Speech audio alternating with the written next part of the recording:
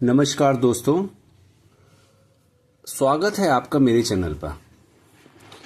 आज मैं आपको बताने वाला हूं एक ऐसी बात जो हर भारतीय को पता होनी चाहिए। वसीयतनामा, जिसको इंग्लिश में विल कहते हैं, क्या है और इसे कैसे बनाते हैं। आपने कभी सोचा है कि अगर आपके माता पिता की कोई संपत्ति है और उनके पास विल नहीं है तो उसके बाद क्या होगा? तो मैं आपको बताता हूं। भाइयों में विवाद, अदालत में केस, लाखों रुपए खर्च, 10 साल तक सुनवाई और बहुत कुछ। लेकिन अगर सही तरीके से विल बना दिया जाए तो सब कुछ आसान हो सकता है।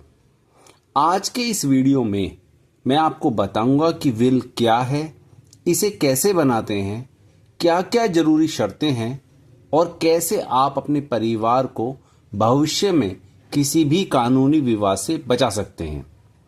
तो चलिए शुरू करते हैं वीडियो। वसीयतनामा की संपूर्ण जानकारी।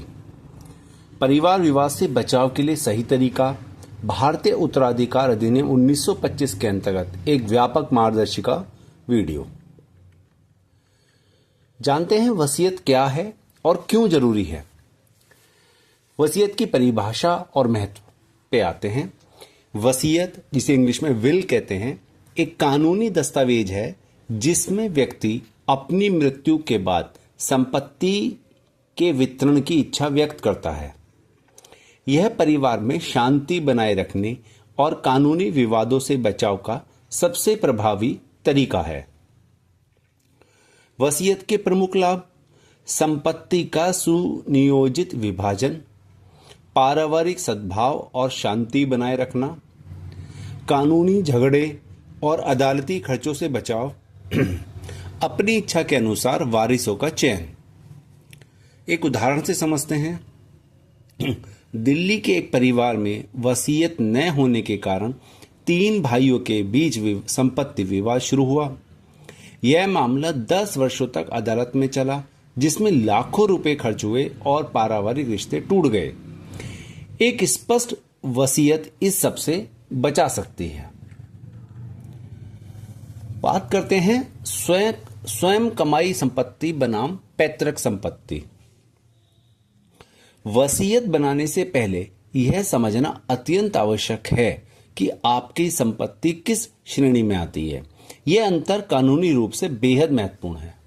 स्वयं कमाई संपत्ति। स्वयं कमाई संपत्ति वह संपत्ति जो आपने स्वयं अर्जित की है। आपके द्वारा खरीदा गया मकान या जमीन, आपके बैंक खाते और निवेश, आपकी नौकरी या व्यवसाय से कमाई, आपके द्वारा खरीदे गए आभूषण और वाहन। वसीयत में पूर्ण अधिकार होता है। आप अपनी इच्छा अनुसार किसी को भी दे सकते हैं। जो स्वयं कमाई संपत्ति होती है, जो हमने खुद कमाई संपत्ति होती है, उसको हम वसीयत में किसी को भी अपनी इच्छा अनुसार दे सकते हैं। अब बात करते हैं पैतृक संपत्ति की।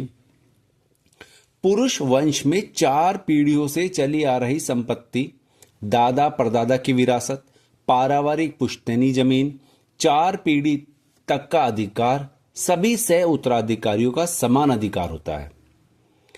पैतृक संपत्ति पर वसीयत बनाना कानूनी समस्या उत्पन्न कर सकता है। एक उदाहरण से समझते हैं इसको। आपका कनॉट प्लेस में खरीदा हुआ अपार्टमेंट और बैंक अकाउंट स्वयं कमाई संपत्ति है, क्योंकि आपने बनाया है, आपका कमा के अपने बैंक अकाउंट में रखा है। लेकिन आपके दादाजी की गांव की जमीन आपकी पैतृक संपत्ति है। ये इस उदाहरण से सब कुछ क्लियर हो जाता है। अब बात करते हैं वसीयतकर्ता की योग्यता और शर्तें। आखिर कौन बना सकता है वसीयत? भारतीय उत्तराधिकार अधिनियम के अनुसार वसीयत बनाने के लिए व्यक्ति में निम्नलिखित योग्यताएं होना आवश्यक है। आयु सीमा। वसीयतकर्ता की आयु 18 वर्ष या उससे अधिक होनी चाहिए। स्वस्थ मानसिक स्थिति। वसीयत बनाते समय व्यक्ति साउंड माइंड का होना अनिवार्य है। साउंड माइंड का मतलब यह है कि उसको अपने विचार, अपने निर्णयों पे पूरा कंट्रोल हो। स्वेच्छा से निर्णय, किसी भी प्रकार के दबाव, धमकी या अनुचित प्रभाव के बिना। अमान्य वसीयत की स्थितियां, नशे की स्थिति में बनाई गई वसीयत, मानसिक बीमारी से ग्रस्त व्यक्ति द्वारा, गंभीर बीमारी में जब व्यक्ति होश में ना हो, जबरदस्ती या दबाव में बनाई गई हो, तो ये वसीयत अमान्य होती हैं। सामान्य गलती क्या हो जाती है? कई बार बुजुर्ग माता पिता की वसीयत को इस आधार पर चुनौती दी जाती है कि वे स्वस्थ दिमाग, साउंड माइंड की स्थिति में नहीं थे। इससे बचने के लिए डॉक्टर का प्रमाण पत्र रखना उचित है जब वसीयत बनाई जाती है।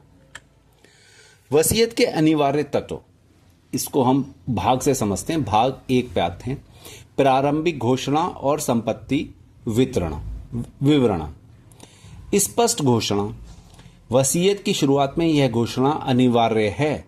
मैं डैश डैश डैश, आपका नाम जो भी है, स्वस्थ दिमाग और शरीर का, बिना किसी दबाव के अपनी स्वतंत्र इच्छा से यह वसीयत बना रहा हूं या बना रही हूं। पुरानी वसीयतों को रद्द करना, नई वसीयत में यह स्पष्ट लिखें, मैं अपनी सभी की पूर्व की गई वसीयतों और कोडेसिल को रद्द करता हूं या करती हूं। यह भविष्य में विवाद से बचाता है। संपत्ति का विस्तृत विवरण दें। प्रत्येक संपत्ति का सटीक और पूर्ण विवरण देना अत्यंत आवश्यक है। जैसे रियल एस्टेट, पूरा पता, खाता खसरा संख्या, क्षेत्रफल आदि अगर आप दे दे हैं, वसीयत बना रहे हैं रियल एस्टेट की। बैंक खाते, बैंक का नाम, शाखा, खाता संख्या। निवेश जो अगर किसी ने कर रखा है, जैसे शेयर, म्यूचुअल फंड, बॉन्ड की विस्तृत जानकारी। चल संपत्ति जैसे वाहन हुआ, आभूषण, कला वस्तुएं, इनकी भी विस्तृत विवरण देना जरूरी है। इसको एक एग्जांपल से समझते हैं। जैसे एक गलत जानकारी रियल एस्टेट की क्या हो सकती है, जैसे हमने अस्पष्ट विवरण दिया, मेरी कनॉट प्लेस की अपार्टमेंट, लेकिन इसका सही विवरण जो वसीयत में लिखा जाना चाहिए वो ये है, मकान संख्या 123 कनॉट प्लेस, नई दिल्ली 110001, जिसका रजिस्ट्रेशन संख्या डैश डैश डैश है। ये सब एक एग्जाम्पल के लिए हमने लिया है, ये कोई सी एड्रेस नहीं है। तो इस तरह से सही विवरण देना जो बहुत जरूरी है वसीयत जब बनाते हैं। वसीयत के अनिवार्य तत्व भाग 2, वारिसों का विवरण और निष्पादक की नियुक्ति। वारिसों, लाभार्थियों का स्पष्ट विवरण दें। प्रत्येक लाभार्थी की पहचान स्पष्ट रूप से करें, जिसमें पूरा नाम जैसे कि आधार कार्ड या पैन कार्ड में होता है, जन्म की तिथि और संबंध जैसे पुत्र है, पुत्री है, पत्नी है आदि, सब कुछ साफ बताएं उसमें। वर्तमान पता और संपर्क जानकारी, कौन सी संपत्ति किस वारिस को मिलेगी, ये पहले ही उसमें वसीयत में साफ कर दें। बेहतर उदाहरण के लिए हम समझते हैं, जैसे मेरे पुत्र राहुल कुमार शर्मा, जन्म तिथि 15 अगस्त 1990, pan card number dash dash dash. ये है बिल्कुल साफ स्पष्ट एक उदाहरण। लेकिन इसमें एक अस्पष्ट ये है कि मेरे बेटे को, ये पूरा उन्होंने कुछ उसके बारे में नहीं बताया, तो इसको साफ शब्दों में जन्म तिथि के साथ बताया जाए। निष्पादक की नियुक्ति, एग्जीक्यूटर जिसे बोलते हैं। निष्पादक वह व्यक्ति है जो आपकी मृत्यु के बाद वसीयत को लागू करवाएगा, क्योंकि आप तो वसीयत करके आपकी अगर मृत्यु होगी तो उसको लागू भी तो करवाना है। एक विश्वसनीय और जिम्मेदार व्यक्ति चुनें। निष्पादक को कानूनी प्रक्रियाओं की समझ हो। निष्पादक की सहमति अवश्य है। एक वैकल्पिक निष्पादक भी नियुक्त करें। एक महत्वपूर्ण सुझाव यह है, जो व्यक्ति वसीयत का मुख्य लाभार्थी है उसको कभी भी निष्पादक न बनाएं। इससे हितों का टकराव, कॉन्फ्लिक्ट ऑफ इंटरेस्ट हो सकता है और अन्य वारिस आपत्ति कर सकते हैं। वसीयत का निष्पादन और गवाह। गवाहों की आवश्यकता और योग्यता। भारतीय उत्तराधिकार अधिनियम 1925 की धारा 63 के अनुसार न्यूनतम संख्या गवाहों की कम से कम 2 गवाह अनिवार्य होते हैं। आयु योग्यता, गवाहों की आयु 18 वर्ष से अधिक होनी चाहिए। निष्पक्षता, गवाह वसीयत के लाभार्थी नहीं होने चाहिए। हस्ताक्षर प्रक्रिया, वसीयतकर्ता की उपस्थिति में दोनों गवाहों को एक साथ हस्ताक्षर करने चाहिए। गवाहों की भूमिका, गवाहों के प्रमुख कर्तव्य। वसीयत की प्रामाणिकता सिद्ध करना, यह पुष्टि करना कि वसीयत वास्तविक है और जाली नहीं है, ये सब गवाहों के ऊपर है। मानसिक स्थिति की पुष्टि, वसीयतकर्ता स्वस्थ दिमाग और होश में था। स्वैच्छिक प्रक्रिया की पुष्टि, किसी प्रकार का दबाव या जबरदस्ती नहीं थी जब वो वसीयत बना रहा था। न्यायालय में गवाही, जरूरत पड़ने पर अदालत में बयान देना पड़ सकता है। सामान्य गलती से बचना चाहिए। परिवार के सदस्यों को गवाह बनाना एक बड़ी गलती हो जाती है। यदि बाद में अगर विवाद हुआ तो उनकी गवाही को आसानी से चुनौती दी जा सकती है। हमेशा निष्पक्ष बाहरी व्यक्तियों जैसे पड़ोसी, मित्र, सहकर्मी को गवाह बनाएं। वसीयत का पंजीकरण भी कराना जरूरी है, जिसको हम रजिस्ट्रेशन कहेंगे। भारतीय पंजीकरण अधिनियम 1908 के अंतर्गत क्या पंजीकरण अनिवार्य है?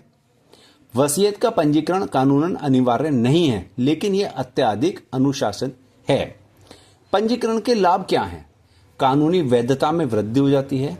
पंजीकृत वसीयत की प्रामाणिकता को चुनौती देना बेहद कठिन हो जाता है अगर हम उसको रजिस्टर्ड करा देते हैं। सरकारी अधिकारी तीसरे गवाह के रूप में, उपपंजीयक एक निष्पक्ष सरकारी गवाह बन जाता है जब हम उसको अपनी वसीयत को रजिस्टर करा देते हैं। जालसाजी से सुरक्षा, वसीयत को जाली या हेरफेर किया हुआ साबित करना लगभग असंभव हो जाता है। सुरक्षित प्रति उपलब्ध, मूल दस्तावेज खो जाने पर सरकारी कार्यालय से सत्यापित प्रति प्राप्त की जा सकती है। पंजीकरण की प्रक्रिया क्या है? उप पंजीयक कार्यालय में जाएं। अपने क्षेत्र के उप पंजीयक कार्यालय में व्यक्तिगत रूप से जाना होगा। आवश्यक दस्तावेज, वसीयत के मूल दस्तावेज 3 प्रतियां होनी चाहिए। पहचान प्रमाण, आधार, पैन, पता प्रमाण, 2 गवाहों के पहचान पत्र, जो भी गवाह बन रहे हैं उसमें। राज्य के अनुसार पंजीकरण शुल्क आमतौर पर 500 से 1000 रुपये का भुगतान होता है। पंजीकरण के बाद आपको एक पंजीकृत प्रति मिलेगी जिस पर सरकारी मोहर और हस्ताक्षर होंगे। सभी की उपस्थिति, वसीयतकर्ता, दोनों गवाहों को साथ जाना पड़ेगा। ये रजिस्ट्रेशन का प्रोसेस मैंने आपको बहुत ही आसान शब्दों में समझा दिया है। वसीयत को कानूनी चुनौती से बचाओ। एक वैध वसीयत को भी अदालत में चुनौती दी जा सकती है। इन स्थितियों से कैसे बचें, यह भी समझना आवश्यक है। मुख्य कानूनी चुनौतियां क्या हैं? अनुचित प्रभाव, अनड्यू इन्फ्लुएंस। आरोप क्या लगते हैं? परिवार के किसी सदस्य ने वसीयतकर्ता पर दबाव डाला था या धोखा दिया था। बचाव कैसे हो सकता है? वसीयत में स्पष्ट लिखें मैं बिना किसी दबाव के यह निर्णय ले रहा हूं या ले रही हूं। तटस्थ रहें, भारी गवाह रखें, यदि संभव हो तो वीडियो रिकॉर्डिंग करें। मानसिक क्षमता की कमी, आरोप लगता है ये वसीयत बनाते समय व्यक्ति होश में नहीं था, नशे में था या बीमार था। बचाव कैसे करें? डॉक्टर से फिटनेस सर्टिफिकेट लें। वसीयत में अपनी मानसिक स्थिति के बारे में विस्तार से लिखें। गवाहों को मानसिक स्थिति की पुष्टि करने के लिए कहें। जाली वसीयत, आरोप लगते हैं। वसीयत के दस्तावेज में हेरफेर या जालसाजी की गई, ये आरोप लग जाता है। बचाव क्या है? वसीयत का पंजीकरण अवश्य कराएं। प्रत्येक पृष्ठ पर हस्ताक्षर और तारीख डालें। वकील की उपस्थिति में वसीयत तैयार करें। संदिग्ध परिस्थितियां, आरोप क्या है? अचानक मुख्य वारिसों को हटा दिया गया या किसी एक को पूरी संपत्ति दे दी। बचाव का तरीका क्या है? संपत्ति वितरण के पीछे के कारण स्पष्ट करें। यदि किसी को वंचित कर रहे हैं तो कारण लिखें।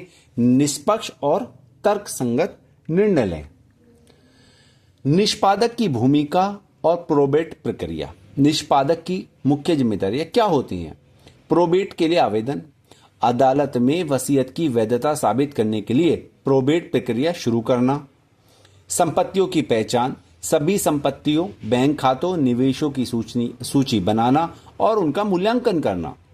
ऋण और कर भुगतान, वसीयतकर्ता के सभी बकाया ऋण, कर और देनदारियों का भुगतान करना, ये निष्पादक की जिम्मेदारियां हैं।